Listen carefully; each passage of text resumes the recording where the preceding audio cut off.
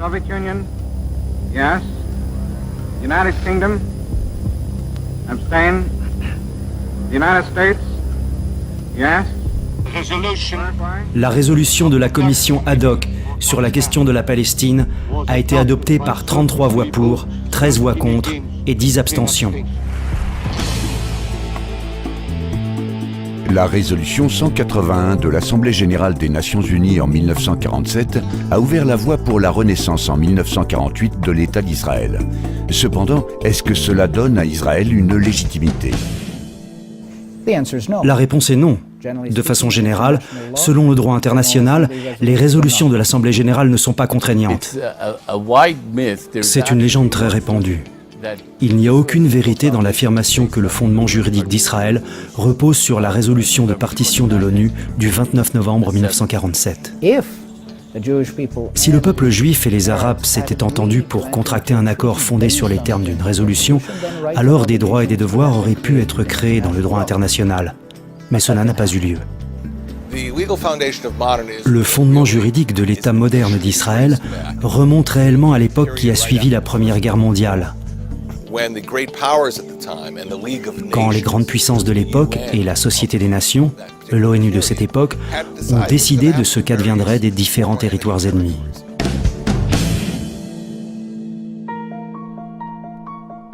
Howard Griff pratique le droit depuis 1966. Pendant de nombreuses années, bien avant cette date, il s'est intéressé aux questions du Moyen-Orient. Dans les années 80, il commença à analyser les minutes de la conférence de San Remo de 1920, documents enfouis depuis longtemps dans les archives nationales britanniques. Cela l'amena à publier un livre ayant pour titre « Les fondements juridiques et les frontières d'Israël selon le droit international ». Par rapport au droit international, la résolution de San Remo est le document constitutionnel principal de l'État d'Israël.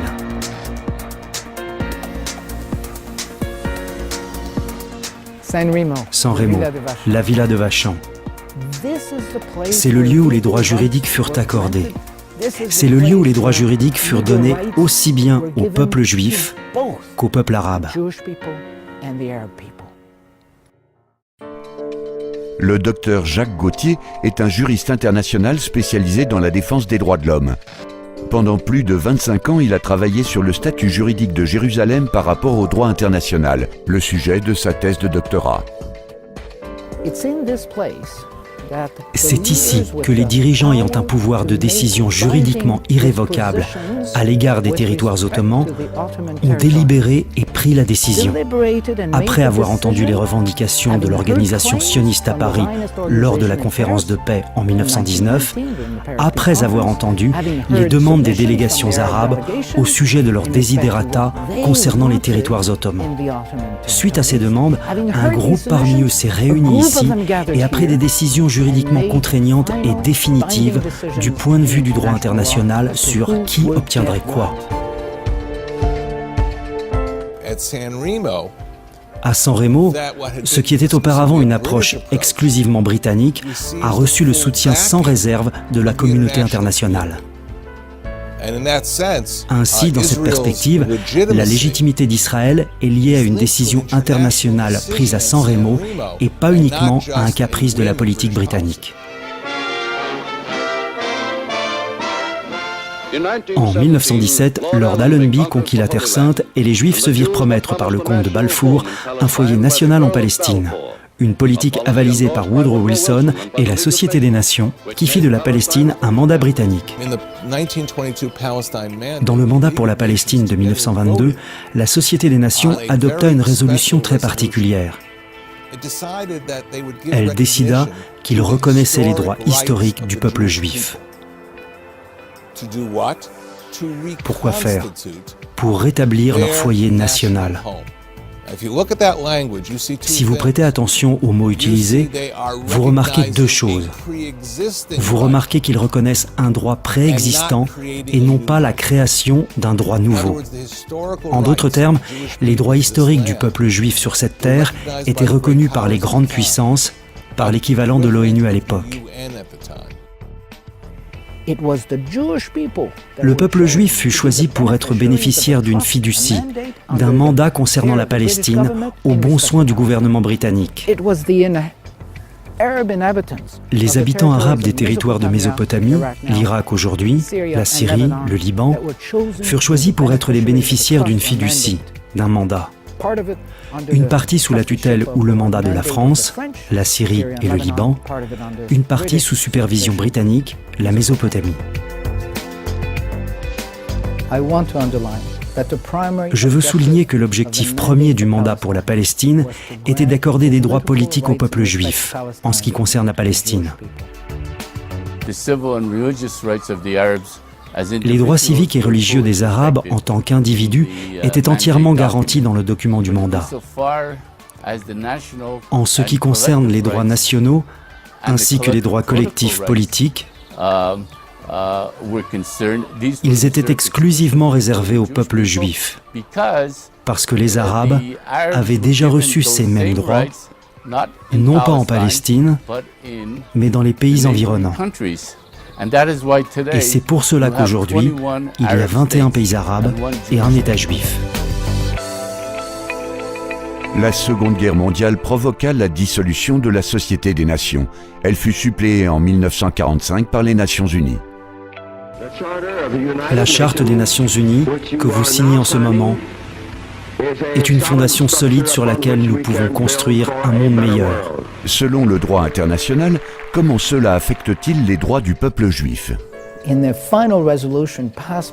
Dans la dernière résolution de la Société des Nations, datée d'avril 1946, il est spécifié que l'intention était qu'après la dissolution de la SDN, il était primordial de continuer à veiller au bien-être et au développement des peuples concernés par chacun des mandats.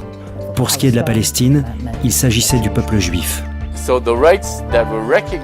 Ainsi, les droits reconnus comme étant inhérents au peuple juif étaient garantis par l'article 80.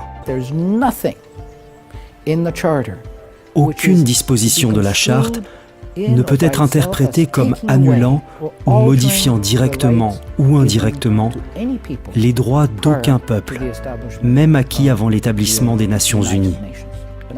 Je fais entre autres allusion à l'article 80 de la charte.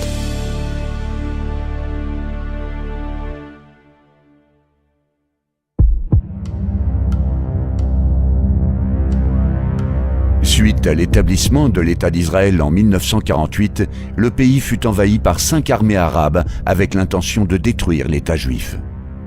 La partie est de Jérusalem fut annexée par la Jordanie. La ville fut divisée pendant 19 ans.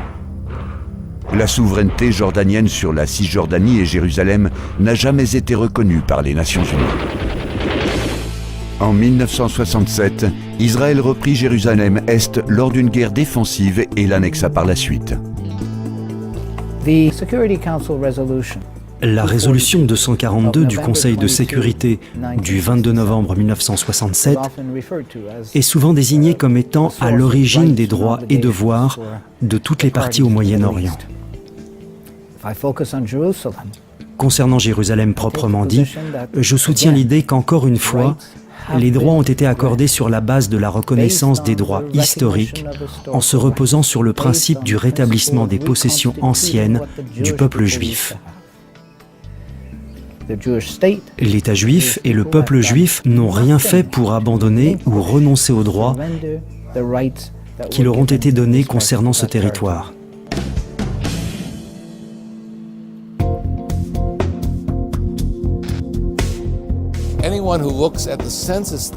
Quiconque consulte les données de recensement du XIXe siècle, datant de la présence ici de l'Empire ottoman, réalisera que le peuple juif avait réussi déjà au XIXe siècle à former de nouveau une majorité à Jérusalem et dans sa vieille ville. En 1864, le consulat britannique à Jérusalem a produit des données de recensement qui indiquent que sur 15 000 résidents à Jérusalem en 1863, 8 000 étaient juifs. Nous parlons donc d'une ville qui a été juive depuis l'époque ottomane, depuis le milieu du XIXe siècle. La vieille ville est sans doute la partie la plus controversée, la plus convoitée, au centre de la question la plus litigieuse. Lorsque l'on parle de la question de Jérusalem, il faut se souvenir qu'avant le milieu du XIXe siècle, Jérusalem était la vieille ville. Ceux qui disent à Israël de rediviser Jérusalem selon les frontières de 1967 et qui placent ainsi la totalité de la vieille ville du côté arabe palestinien oublient les événements de 1948. 1948, Jérusalem est envahie par 5 armées arabes. L'ONU avait alors assuré la création d'une ville internationale, mais les Nations Unies n'ont finalement rien fait. En définitive, il y eut un nettoyage ethnique des Juifs de la vieille ville de Jérusalem et les Juifs furent obligés de partir. La Légion arabe, avec l'appui des habitants palestiniens, détruisirent 55 synagogues et écoles talmudiques. Elles furent dynamitées.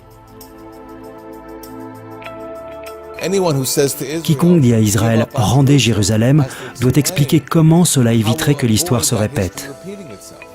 Souvenez-vous, de 1948 à 1967, lorsqu'Israël réunifia Jérusalem, les Juifs n'avaient pas accès au mur occidental. Israël est déterminé à ne pas voir cela se reproduire. Après 18 ans d'un processus de paix qui a échoué avec aucun accord en vue, l'autorité palestinienne a indiqué vouloir obtenir auprès de l'Assemblée générale des Nations unies la reconnaissance unilatérale d'un État palestinien dans les frontières de la ligne verte d'avant 1967 et avec Jérusalem-Est comme capitale. La ligne verte est simplement une ligne d'armistice. C'est la ligne de démarcation choisie par Israël, le peuple juif et les Jordaniens lorsqu'ils arrêtèrent les combats en 1948-1949. Cette ligne, précisée dans l'accord d'armistice israélo-jordanien, n'a jamais été prévue comme pouvant produire des droits et des devoirs pour qui que ce soit. Les premiers accords d'Oslo, ceux de 1993, les grands accords d'Oslo de 1995, connus sous le nom d'accords intérimaires, avaient une clause appelée article 31. Cet article disait qu'aucune partie ne pourrait modifier le statut de la Cisjordanie et de la bande de Gaza avant l'achèvement des négociations de statut permanent. Si les Palestiniens tentent de modifier le statut du territoire sans négocier avec Israël, cela serait un acte unilatéral en violation de cet engagement. Pourquoi cela est-il particulièrement important pour l'Europe ? Parce que lorsque l'accord intérimaire concernant cette clause importante fut signé à la Maison-Blanche en présence du président Bill Clinton, l'Union européenne signa également l'accord en tant que témoin. Ainsi donc, si les pays de l'UE décident de soutenir le projet palestinien à l'ONU, en opposition avec l'engagement palestinien d'Oslo, en fait, ils prêteraient ainsi main forte à une violation d'un accord écrit dont ils sont également signataires. La question immédiate en Israël serait alors: qui pourrait à nouveau faire confiance à l'Union européenne en l'impliquant dans le processus de paix si elle viole les accords qu'elle a elle-même signés?